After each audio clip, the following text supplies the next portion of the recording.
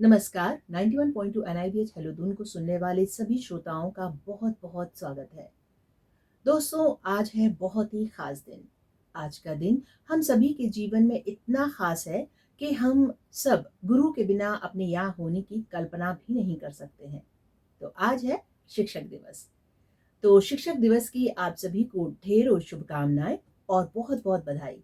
और इस खास दिन के लिए हमने आमंत्रित किया है एक बहुत ही खास शख्सियत को, जिनका नाम तरु सिंघल है। Taru Singhal Bajaj institute of learning for the deaf के लिए 15 सालों से काम कर रही हैं। तरु, आपका बहुत बहुत स्वागत है। और 15 साल से आप वहाँ काम कर रहे हैं, तो आपका कैसा अनुभव रहा है वहाँ का? सबसे पहले तो मैम मैं आप सभी का बहुत बहुत धन्यवाद कहना जी चाहूँगी। जी आज के इस विशेष दिन शिक्षक दिवस के अवसर पर मुझे आमंत्रित करने के लिए, जी। तो टीम निपट को बहुत बहुत धन्यवाद। हम्म। और जैसा कि आपने बताया कि मैं Bajaj institute of learning for the deaf यानी जी जो बधिर लोग हैं, जी। बधिर बच्चे हैं, मैं उनके लिए काम कर रही हूँ। तो ये अनुभव तो मैम पिछले 15 सालों में मतलब हमारा एक लर्निंग एक्सपीरियंस भी रहा है। जी और इन बच्चों के साथ काम करके सच में मतलब पता चलता है कि मतलब जीवन पे कितनी भी कमियां होने के बावजूद भी कैसे खुश रहना है और कैसे सब कुछ सारी दुनिया के सामने मतलब अपने आप की अपनी पोटेंशियल को दिखाना है। मतलब हम भी उनसे सीख ही रहे हैं और बहुत अच्छा लगता है उनके साथ काम जी। करके। आप तो इतने सालों से काम कर रही हैं, फिर भी आप बहुत भावुक हो गई उनके बारे में बताते हुए। तो मैं इससे समझ सकती हूँ कि आप कितना एक खास, बहुत मजबूत दिल रखती हैं, कितना सबके साथ होते हुए भी आप उनके साथ इस तरह से जुड़ी हुई हैं। तो किन किन परेशानियों का आपको सामना करना पड़ता है? मैम अगर हम बधिर बच्चों की बात करते हैं जी मतलब दिव्यांग बच्चे मतलब दृष्टि बाधित हैं, मानसिक रूप से दिव्यांग हैं या शारीरिक रूप से दिव्यांग हैं और हमारे बधिर बच्चे हैं, ये जी। हमारी 4 मेन कैटेगरीज है जिसमें हम बधिर बच्चों के साथ काम करते हैं। हम्म। मैम अगर आप बधिरता को देखें तो बधिरता एक ऐसी दिव्यांगता है जो अच्छा एकदम से दिखती नहीं है। ये हिडन डिसेबिलिटी कही जाती है। क्योंकि हम्म। अगर आप किसी बधिर बच्चे को देखेंगे तो आप उसको शारीरिक रूप से अगर आप देखेंगे तो वो एक सामान्य बच्चे की जी तरह ही बिल्कुल। लगेगा जब तक आप उससे बातचीत करना शुरू नहीं करेंगे। लेकिन जब आप उससे बातचीत करने की कोशिश करेंगे एक मौखिक भाषा में, तो जब वहां से उत्तर नहीं आएगा तब हमें पता चलता है कि अरे ये बच्चा तो बधिर है। जी। तो दिखने में तो वो मतलब सामान्य ही लगते हैं। हम्म। दूसरी बात ये कि मतलब लेकिन ये दिव्यांगता ऐसी है जो मतलब हमारी पूरी लाइफ को इफेक्ट करती है। बिल्कुल। क्योंकि मैम एक छोट अगर हम अपनी बात समझें या अपनी सारी बातों को अगर आप अपने बचपन को भी देखें या किसी बच्चे को देखें, तो मैम हमारी जितनी भी लर्निंग है ना अगर हम पुरानी अभिमन्यु की कहानी देखते हैं कि उन्होंने हम्म। अपनी माँ की कोख कोक पे से। ही सुनना और सब कुछ सीखा था कि कैसे उस चक्र से बाहर निकलना है। तो वो सारी चीजें अगर हम देखें तो वो कानों से ही सुना उन्होंने, तभी वो सब सीखा था। तो हमारे बधिर बच्चों के साथ यही है क्योंकि उनका जो ये वाला जो चैनल है, जो सुनने का चैनल है, हम्म। वो बंद है। तो जो हमारी आमतौर की जो मौखिक रूप से बोले जाने वाली भाषा है या लिखित रूप से जाने वाली भाषा है, वो कोड उनके दिमाग में नहीं है। तो जो हमारी जो आम जन की जो भाषा है उसके कोडिंग अगर उनके में नहीं है तो वो एक भाषा से वंचित रह जाते हैं जो हम लोग आमतौर पे इस्तेमाल करते हैं लिखित रूप में या मौखिक रूप में। हम्म। तो और हम समझते हैं कि हमारी सारी एजुकेशन सिस्टम सारी चीज़ें भाषा पे ही निर्भर करती हैं। जी तो सोचिए वो जीवन कितना कठिन होगा। बिल्कुल बिल्कुल। तो मैं तो वही जानना चाहूंगी कि आपने जैसे बोला कि उनका ये एक सिस्टम पूरी तरह से बंद है, हम लिखना पढ़ना जो भी करते हैं उसके द्वारा हम आगे बढ़ते हैं। तो उनको आप किस तरह से, मतलब क्लास बाय क्लास आप पढ़ाते हैं, कैसे वो प्रोग्रेस करते हैं? जी, तो मैम यहाँ पर अभी हमारे बधिर बच्चों के साथ बातचीत हो रही है कि लिखित या मौखिक भाषा के हम्म। कोड उनके पास नहीं है। जी। उनकी आंखें ही उनके ज्ञान को सीखने के लिए सब चीज़ों के लिए उनकी आईज जो है वही उनके गेटवे हैं किसी भी हम्म। चीज़ को। हम्म। ऑब्जर्वेशन है, विजुअल एड्स हैं, जो भी चीज़ें हैं वो सब चीज़ें उनके लिए बहुत ही महत्वपूर्ण है। हम्म। तो जैसा कि आप जानते हैं हम सभी जब छोटे थे तब से अब तक हम देख रहे हैं बधिरों के लिए समाचार हमने देखे हैं, डीडी हाँ वन जी। पे हाँ जी। प्रसारित होते हैं। हाँ जी बिल्कुल। और आपने उसमें देखा होगा कि इशारों की भाषा यानी जी सांकेतिक बिल्कुल। भाषा के माध्यम से हम्म। उन तक वो सारी जो खबरें हैं वो पहुंचाई जाती हैं। हम्म, तो हमारे विद्यालय में हम बहुत ही सौभाग्यशाली हैं कि हमने इस भारतीय सांकेतिक भाषा को ही हमने मीडियम ऑफ इंस्ट्रक्शन के तौर पे अडॉप्ट किया हुआ है। और क्योंकि यही उनकी भाषा है। हम्म, जो हमारे पास जितने भी बच्चे हैं मैम, वो सिवियर टू प्रोफाउंड है, यानी उनका जो हियरिंग लॉस है, जो कान श्रवण क्षमता है, वो उसका प्रतिशत 70, 75, 80% से भी ज्यादा है उनकी दिव्यांगता। तो यानी आमतौर की जो बोलचाल में जाने वाली भाषा है, या जो हम स्पीच में जो हम बात कर रहे हैं, जी। वो नहीं समझ पाते हैं। हम्म, तो उनकी प्रोफाउंड इतने सिवियर है, तो वो सांकेतिक भाषा पे ही निर्भर है।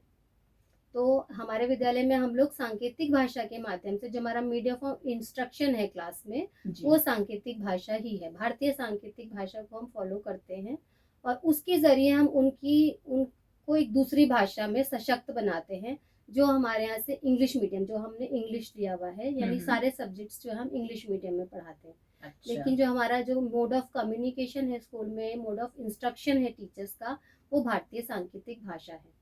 जी। तो विद्यालय में जैसे ही हम गेट में घुसते हैं, तो वो हमारे लिए ज़रूरी हो जाता है कि हम बोलते नहीं हैं, उसके बाद हम सिर्फ सांकेतिक भाषा में ही बातचीत करते हैं। और कोई भी टीचर जब यहाँ ज्वाइन करती है, तो ये हमारी पहली प्रायोरिटी अच्छा। है कि उसे सांकेतिक भाषा सीखनी ही होगी, क्योंकि वो सबसे ज़्यादा ज़रूरी है एक जी, बैरियर जी, फ्री एनवायरनमेंट जी, के जी। लिए। मतलब गेट के अंदर सिर्फ आपको हाथों की भाषा से ही काम चलाना है, वही है एक ज़रूरी। बिल्कुल तो मैं ये बिल्कुल। जानना चाहूँगी, क्या वहाँ पर भी जैसे नर्सरी होती है, फर्स्ट क्लास होता है, वैसे ही क्लासेस होती हैं? जी मैम, बिल्कुल। देखिए, बच्चा, उनके कॉग्निटिव लेवल तो बिल्कुल हियरिंग बच्चों के एट पार है, सब कुछ वही है, वो सब कुछ देख रहे हैं, सीख रहे हैं। तो उनका जो सिलेबस है वो तो बिल्कुल सेम रहता है, प्री स्कूल से लेके पूरा 12th तक का हमारे पास पूरा सेटअप है बजाज इंस्टीट्यूट ऑफ लर्निंग में। अच्छा, अच्छा, अच्छा। और वही सिलेबस वो पढ़ते हैं जो एक आम बच्चा पढ़ता है, वही सब सिलेबस है, लेकिन पढ़ाने का तरीका विजुअल एड्स के थ्रू, मतलब उसके जरिए थोड़ा सा बदल जाता है, और हम्म। सांकेतिक भाषा का प्रयोग तो होता ही है। तो मतलब जैसे आपने एक नर्सरी के बच्चे को पढ़ाया, क्लास 1 के बच्चे को पढ़ाया, तो जो आप पढ़ाएँगे, वही वो बच्चा ग्रहण करेगा। घर में उसके पास कोई बुक्स नहीं है, कुछ नहीं है। जितना वो आपके पास आके सीखेगा, वही है उसका। हाँ, नहीं मैम, बुक्स हम लोग फॉलो करते हैं, बुक्स भी हम नहीं, लोगों की बुक्स तो है। हाँ आप जी। फॉलो करेंगे ना, बच्चे तो नहीं कर सकेंगे ना। जी जी तो जी। आप ही को सारा कोर्स कंप्लीट सब कुछ कराना है, आप ही को एग्जाम वगैरह कैसे लेते हैं फिर आप उनके? मैम, बिल्कुल रिटन एग्जाम बिल्कुल उसी तरह से होते हैं तो वो जैसे। रिटर्न एग्जाम कैसे देते हैं? मैम, लिखना पढ़ना तो, भाषा तो वो सीख रहे हैं, हाँ, बिल्कुल वैसे ही सीख हाँ। रहे हैं, पर लेकिन ये है कि उसको लिखना भी हम सिखा रहे हैं। पर अच्छा, लेकिन जैसे हम ओरल एग्जाम लेते हैं, तो उसके बदले वो सांकेतिक भाषा में एग्जाम देंगे, अच्छा, बाकी अच्छा। लिखते भी बिल्कुल वैसे ही बाकी हैं। हाँ। हाँ, ये है कि वो जो भाषा है वो हियरिंग के एट पार नहीं हो पाती। ग्रामेटिकल एरर्स जो होते हैं, अगर हम देखें तो वो उस लेवल को अचीव करना उनके लिए काफी मुश्किल होता है। क्योंकि जो भी भाषा, जो भी ग्रामर, उसकी व्याकरण, जो भी किसी भाषा की, आप सोचिए कितनी कठिन होती है, हिंदी इंग्लिश की जो हाँ, व्याकरण बिल्कुल, है। बिल्कुल। तो वो ग्रहण करना और उस लेवल तक आना, वो वही सबसे बड़ी चुनौती है उनके लिए। और अगर हम कहें तो जो ये बधिर समाज है, एक तरीके से एक लिंग्विस्टिक माइनॉरिटी मानता है अपने आप को। और ये लिंग्विस्टिक माइनॉरिटी और इनकी खुद की भाषा है भारतीय सांकेतिक भाषा, जिसके लिए ये लोग अभी बहुत ज़्यादा मतलब कोशिश कर रहे हैं, प्रयास कर रहे हैं कि जैसे हमारी भारतीय भाषाएं हैं, 22 हमारी भाषाएं उस लिस्ट में सम्मिलित हैं, तो ये चाहते हैं कि हाँ, भारतीय बिल्कुल, सांकेतिक भाषा को भी वो दर्जा दिया बिल्कुल जाए। होना चाहिए। और अभी हम बड़े सौभाग्यशाली हैं कि पिछले वर्ष भारतीय सांकेतिक भाषा को भी मतलब एक दर्जा दे दिया गया है। और आप जितने भी जो हमारे प्रोग्राम्स होते हैं, आप स्वतंत्रता दिवस, गणतंत्र दिवस, और कोई भी प्रधानमंत्री जी की या राष्ट्रपति जी की स्पीच होती है, तो अगर आप देखें तो सांकेतिक भाषा जी, में जी, जी। साथ में हाँ जी, उसका हाँ पूरा जी। इंटरप्रिटेशन चलता है। हाँ, हाँ। और अभी राष्ट्रीय मुक्त विश्वविद्यालय की तरफ से जो NIOS है, उन्होंने ISL को, इंडियन साइन लैंग्वेज को, एक सब्जेक्ट के रूप में भी स्वीकार कर लिया, और इस सेशन से अच्छा, वो अच्छा। एक विषय के रूप में चलिए, भी तो शुरुआत बहुत हो गई है। बहुत बहुत अच्छी खबर है ये तो। जी। तरु, आप एक माँ भी हैं और एक टीचर भी हैं, तो दोनों रोल निभाने में किस तरह से अपने आप को एडजस्ट कर पाते हैं? बिल्कुल। और माँ होने के साथ में मैं एक सिंगल पेरेंट भी हूँ। हाँ जी, बिल्कुल, बिल्कुल। हाँ जी। तो ये भी बड़ा मुश्किल भी रोल होता है, देखिए जी, एज बिल्कुल। एक सिंगल पेरेंट होना बहुत प्लस एक मुश्किल होता है। वर्किंग पेरेंट जी, होना। बिल्कुल। पर लेकिन मैं बड़ी लकी हूँ कि जहाँ मैं जिस संस्थान में मैं काम करती हूँ, उन्होंने भी मेरा बहुत सहयोग दिया। और मेरी बेटी जब से क्लास 1 में है, हुँ, वो मेरे विद्यालय के पास में ही एक हियरिंग स्कूल है, अच्छा, रेगुलर स्कूल है। और क्लास 1 से लेके क्लास 12 तक वो मेरे साथ में ही विद्यालय आती थी। अच्छा, अच्छा। और जब उसकी क्लास खत्म हो जाती थी, उसकी छुट्टी हो जाती थी, तो दोपहर में मेरे साथ ही रहती थी। और मतलब सारे जितने भी बधिर बच्चे हैं, उसको भी सांकेतिक भाषा उसने भी वहाँ अच्छा, सीख शुरू ली। से उसने भी सीख शुरू ली से, होगी। क्योंकि वो भी उस एनवायरनमेंट में रही और पूरे बिल्कुल, 12 साल बिल्कुल। क्लास 1 से हाँ, लेके क्लास 12 तक वो वहाँ पर रही। तो उस एनवायरनमेंट में वो रही और उसने भी पूरी सांकेतिक भाषा सीखी। और मुश्किल था, लेकिन पर बहुत अच्छे से सब कुछ हुआ। और मैनेजमेंट के सपोर्ट से मतलब अभी सब कुछ अच्छे से बिल्कुल। हुआ। अच्छा, एक और सवाल मेरे मन में आ रहा है कि जब बच्चा मतलब पैदा हुआ, तो माँ-बाप को कब पता चलता होगा कि हमारे साथ बच्चे की, क्योंकि वो नॉर्मल दिख रहा है, बच्चे के साथ ये दिक्कत है। जी, जी। कैसे उनको पता चलता होगा? कैसे वो उस चीज़ को लेते होंगे फिर? कैसे पता चलेगा कि वो बधिर है? हाँ जी, बिल्कुल। जी, मैम, इसके लिए मैम अगर हम देखें तो वैसे तो जन्म के तुरंत बाद बच्चे की स्क्रीनिंग होना बहुत ज़रूरी होता है। जी। स्क्रीनिंग में सारे टेस्ट होते हैं बच्चे की, जो भी जैसे ही आप जन्म लेता है बच्चा, कहा जाता है कि एक बाल रोग विशेषज्ञ वहाँ पर आए और बच्चे की पूरी जाँच जी। करे। अगर मान लीजिए उस वक़्त जाँच में कुछ नहीं पता चला, नॉर्मल दिखा स्क्रीनिंग, क्योंकि अभी भारत में उतनी तकनीक नहीं जी। आई है, सभी अस्पतालों में ये सारी सुविधाएँ हुँ, नहीं हैं। हुँ। तो मैम ऐसे में ये है कि अभी यहाँ पे कुछ ऐसे पॉइंट्स हैं, अगर पेरेंट्स ही उन चीज़ों पे ध्यान दें तो वो इस चीज़ को आइडेंटिफाई कर सकते हैं। उसके लिए ये है कि मैम अब सबसे पहली बात ये है कि जब हम बच्चा हमारे पास होता है, हम उसका उसका आवाज़ लगाते हैं या कुछ कहीं से कुछ शोर होता है, कुछ चीज़ गिरती है, तो सोता हुआ बच्चा उठ जाता है हुँ, या गर्दन मोड़ता है या आँखों की पुतलियों से ही इधर-उधर हुँ, देखता है अगर हुँ। आवाज़ आती है तो। तो अगर ऐसे में बच्चा रिस्पॉन्ड नहीं कर रहा है, बच्चे की तरफ से कोई प्रतिक्रिया नहीं आ रही है, तो मैम हम समझ सकते हैं कि ऐसी कोई परेशानी आ रही है। मान लीजिए बच्चा एक कमरे में सो रहा है, रसोई में माँ काम कर रही थी या कोई भी हुँ। काम कर रहा था, अचानक से कोई बर्तन गिर जाता है। जब बर्तन गिरता है तो बच्चा चौंक के उठ जाता है। जी। लेकिन हम देख रहे हैं बच्चा तो सो रहा है, आराम से सो रहा है। हो सकता है वो गहरी नींद में भी हो, हमें हाँ, ये हाँ। भी नहीं समझना है कि हो सकता है वो गहरी नींद में हो, लेकिन इस चीज़ पे ही हमें कंटिन्यूअस ध्यान देना है। बच्चा गर्दन मोड़ता है, जब हम उसका नाम बुलाते हैं, पुकारते हैं, तो बच्चा उस तरफ गर्दन जी, जी। करता है, देखता है। तो हुँ, ये हुँ, सब हुँ। छोटे-छोटे से पॉइंट्स हैं, अगर उन पे पेरेंट्स नहीं, ध्यान दें। आपने बिल्कुल सही बोला, लेकिन जो अवेयर पेरेंट्स हैं वो तो देख लेंगे, कर लेंगे, उसको महसूस कर लेंगे कि हाँ, हमारे बच्चे में ये दिक्कत है। गाँव के दूर-दराज इलाकों में जहाँ की कई-कई बच्चे होते हैं, उनको नहीं एहसास होता कि अब इस बच्चे के साथ क्या है, उनको तो बाद में जाके पता चलेगा। बिल्कुल, बिल्कुल मैम। तब थोड़ी-सी ज़्यादा दिक्कत होती मैम होगी, और होती वो है बहुत। कैसे उसके साथ मतलब कोप अप कर पाते होंगे पेरेंट्स।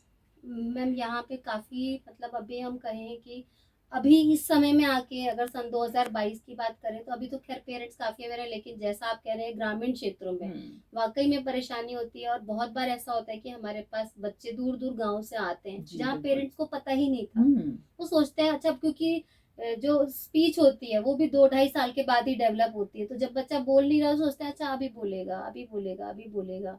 उस ये भी नहीं पता कि बच्चा सुन नहीं रहा है, 3-4 बच्चों के साथ में वो खेलने जा रहा है, वापस आ रहा है, नहीं सुना, हाँ, अनसुना कर नहीं दिया। ध्यान देते। मैम लेट आइडेंटिफाइड बच्चे आते हैं और काफ़ी समस्याएँ होती हैं उनके साथ में भी। पेरेंट्स अवेयर नहीं है सांकेतिक भाषा का, कुछ भी उनको वो नहीं जी, है। बिल्कुल। तो ऐसे में बच्चे के साथ वाक़ई में बहुत परेशानी आती है और उन बच्चों को वापस एक रेगुलर नॉर्मल स्कूल के एनवायरनमेंट में ढालने में बहुत ज़्यादा मतलब पेशेंस की ज़रूरत है। क्योंकि पैम्पर्ड टाइप हो जाते हैं बच्चे की, मतलब माता-पिता भी को भी पता ही नहीं होता, वो तो जी। छोटे बच्चे को जैसे अब सँभाल के रखना है, साथ में चलना है, बिल्कुल उसी तरह से कर रहे होते हैं, तो कठिन तो है मैम। और फिर जब पेरेंट्स को पता चलता है तो एक्सेप्ट भी नहीं करते कई। बिल्कुल, बहुत बिल्कुल। सारे पेरेंट्स ऐसे हैं मैम। कई बार तो फैमिलीज़ में इस तरह के इश्यूज़ भी हमारे सामने देखने में आए हैं कि जहाँ फादर ने वाइफ़ को डाइवोर्स दे दिया, इसलिए कि भई ये बच्चा तो ओहो! डेफ़ है और अब मैं क्या करूँ, तुम्हारी वज़ह से हुआ है। जी। हमारे यहाँ बहुत सारी मदर्स ऐसी हैं हुँ, जो हुँ, अब हुँ, हुँ। सिंगल हैं। और वो सिंगल सिर्फ इसी वजह से है कि उनको परिवार का कोई सपोर्ट नहीं मिल रहा, क्योंकि मतलब उनके फैमिली वाले यही कहते हैं कि भाई तुमने एक दिव्यांग बच्चे को जन्म दिया है।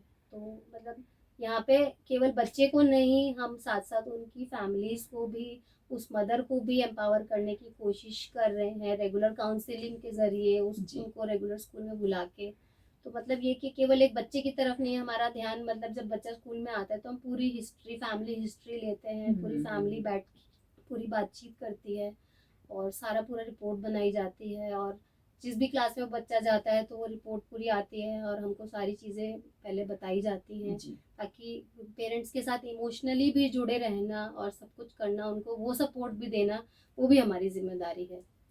जी, तो तरु बहुत अच्छा लगा आपसे बात करके, और आज चूंकि बहुत ही खास दिन है तो मैं चाहूंगी कि आप अपने शिक्षक को क्या मैसेज देना चाहेंगी, जिनकी वजह से आज आप यहाँ पर हैं। जी बिल्कुल मैम। मतलब ये तो बहुत ही अच्छा माध्यम मिला है मुझे कि मैं अपने जितने भी मेरे गुरुजन हैं बचपन से लेकर कॉलेज तक, या फिर यहाँ मैंने जो बजाज इंस्टीट्यूट में मैंने ज्वाइन किया है वहाँ तक के लिए, मतलब मैं सबकी बहुत बहुत आभारी हूँ। और मतलब इस फील्ड में आना, दिव्यांग बच्चों के साथ में काम करना की फील्ड में आना, मतलब शायद कोई प्री प्लानिंग नहीं था, मतलब ये एक बाई चांस था। मैं भी एक बेहतर विकल्प की तलाश में थी और जब मैंने ऐसा देखा तो मैंने भी इसको एक चैलेंज के रूप में एक्सेप्ट किया। जब मैंने ज्वाइन करने के लिए इंटरव्यू में सिलेक्शन हुआ तो जब घर में जाके बताया तो फैमिली ने पहले बोला देखो बहुत मुश्किल काम करने जा रहे हो, कैसे होगा, पर लेकिन शायद थोड़ा जीवन चुनौतीपूर्ण था तो लगा कि नहीं, एक ये वाली चुनौती भी मतलब ली जाए, और क्यों नहीं, अगर हम इनके काम आ सके जो भी हमारे गुरुजनों ने हमें सिखाया है, तो अगर हम इन दिव्यांग बच्चों के लिए कुछ कर पाए तो मतलब हमारा जीवन सफल हो जाएगा। तो इन्हीं शब्दों के साथ में अपने जितने भी गुरुजन हैं मैं उन सबको बहुत बहुत धन्यवाद कहना चाहूंगी। Thank you so much. जी, आपका फिर से बहुत बहुत धन्यवाद। तो ये थी हमारे साथ तरु सिंघल, जिनकी बहुत सारी अच्छी अच्छी बातें हमने सुनी और वो खुद बहुत भावुक भी हो गई। साथ में मुझे भी बहुत ही मतलब लगा कि हाँ वाकई में आप बहुत अच्छा काम कर रही हैं। तो इन्हीं शब्दों के साथ हम अब विदा लेंगे। आप सुनते रहिए 91.2 NIVH हेलो दून। नमस्कार।